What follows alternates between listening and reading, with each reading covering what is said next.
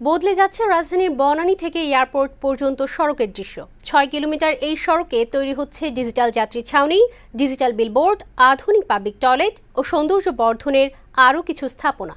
৯০ কোটি টাকা ব্যয় এই উন্নয়ন কাজ করছে একটি বেসরকারি প্রতিষ্ঠান। ইকরামুল আদনানের রিপোর্ট, ক্যামেরা ছিলেন আলমগীর হোসেন।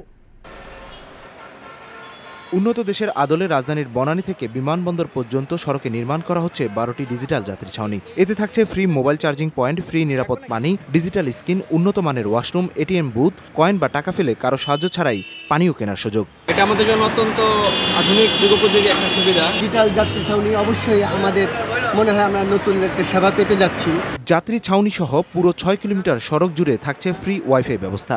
যাত্রী ছাউনি কিংবা সড়কের পাশে নিরাপদে শিশুদের খাবার খাওয়ানোর জন্য মায়েদের জন্য রয়েছে বিশেষ ব্যবস্থা। যাত্রী ছাউনিতে যে মেয়েদের যে নিরাপত্তার যে বিষয়গুলো, এগুলোকে আরো বেশি তদারকির মধ্যে আনা যাবে। আদারওয়াইজ কান্ট্রির মতো আমরাও আর কি স্বাবলম্বী হতে পারবো।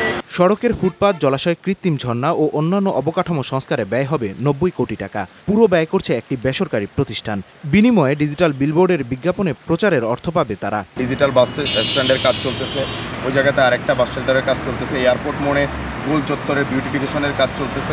অ্যাট দ্য সেম টাইম আপনার এয়ারপোর্ট মোড় থেকে এদিক থেকে যেভাবে আমরা কাজ ধরছি, এয়ারপোর্ট মোড় থেকে আবার ফুটপাতেরও কাজ চলতেছে। আগামী জুনের মধ্যে পুরো কাজ শেষ হবে বলে জানায় সড়ক ও জনপদ কর্তৃপক্ষ।